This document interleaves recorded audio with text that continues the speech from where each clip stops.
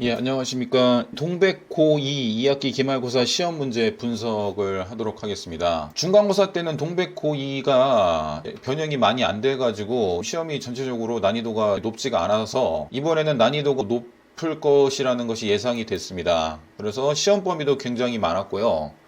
굉장히 프린트도 많이 주셨고 학생들이 준비하는데 굉장히 빡빡했고 이제 뒤에 보시면 알겠지만 변형도 굉장히 많이 돼서 어려웠지 않았나 그렇게 생각이 됩니다. 1번 같은 경우는 항상 동백고는 회화에서 시험을 내시죠.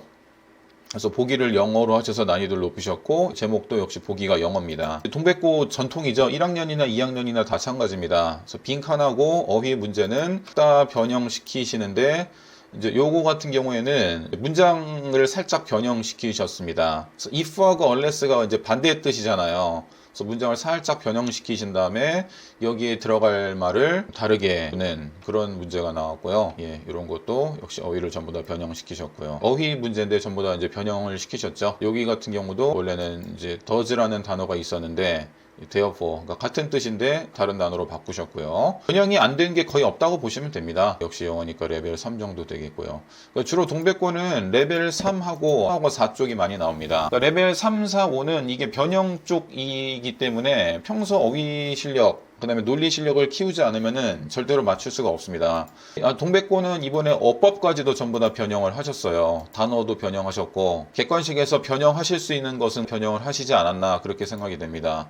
그래서 상당히 신경을 많이 쓰셨고 상당히 수준 높은 문제가 많이 나왔다고 생각이 됩니다. 빈칸도 마찬가지로 원래는 이런 문장이었는데 이렇게 살짝 바꾸셨죠. 그래서 전부 다 레벨 4 쪽의 문제고요. 라든지 이런 거는 전부 다 이제 변형 안 되는 거 레벨 2고 밑에 보기 있는 단어를 모르면 틀릴 수밖에 없는 그런 문제가 나왔습니다. 그래서 이쪽도 레벨 3 정도가 되겠죠. 그리고 문제 내셨고요. 객관식은 보시면 알겠지만은 전체적으로 모든 문제를 다 내셨지만 3번하고 4번 문제 쪽이 변형되는 문제가 굉장히 많이 나왔다. 서술형 문항 같은 경우에는 역시 영작이 가장 많습니다. 동백고는 전통적으로 영작을 많이 하는 학교인데 역시 회화에서 영작이 나왔죠.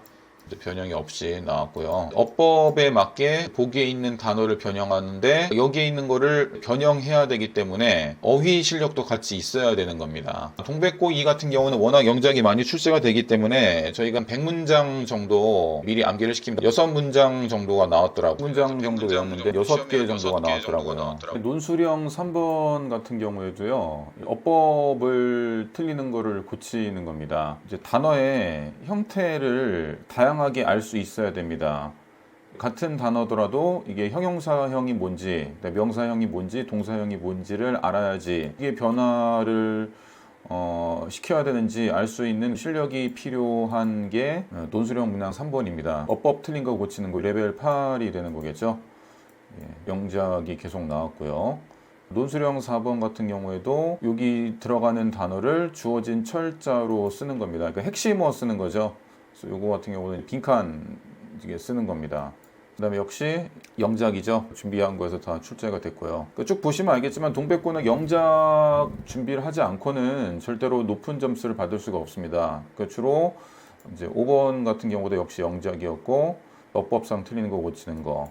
논술형 6번 같은 경우는 이제 요약문 완성인데 본문에 있는 핵심어를 적는 겁니다. 그래서 본문에 있는 핵심어를 이제 찾아서 적는 게 아니고 주어진 철자로 시작하는 걸 적는데 굉장히 제가 볼 때 까다로웠던 것 같아요. 그래서 본문에 나오면은 핵심어 위주로 찾으면 되는데 이제 이거 같은 경우는 평소 어휘 실력이 있어야 되기 때문에 쉽지 않았던 문제였던 것 같아요. 들어갈 단어를 보기에서 골라 쓰는 게 되겠죠. 보기를 주셨기 때문에 핵심 찾아서 쓰시면 되는데 역시 어형 변화에 대해서 기본적인 지식이 있어야지 풀 수 있는 문제가 아니었던가 생각이 됩니다.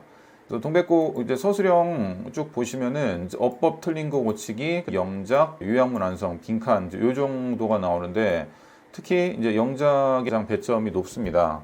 이제 수능과 거리가 먼 서술형인 이런 문제를 적게 내주시면은 학생들이 암기를 하지 않고도 시험을 잘 볼 수 있지 않을까 생각이 됩니다. 영작 쪽을 출제를 하시는 순간부터 학생은 암기가 들어가야 되고 아까 보셨듯이 100문장, 뭐 다른 학원 같은 경우는 더 많이, 그러니까 처음부터 끝까지 암기를 시키는 학원이 있다고 하더라고요. 그때부터는 학생 입장에서 지옥이 시작되는 거죠. 수능과 거리가 먼 거는 어느 정도 지양을 해주시고 수능 쪽에 있는 유형을 많이 출제해 주시면은 학생들 입장에서도 훨씬 더 효율적으로 수능에 맞는 공부를 할 수 있지 않을까, 그렇게 생각이 됩니다. 이상 동백고 시험 문제 분석을 마치도록 하겠습니다.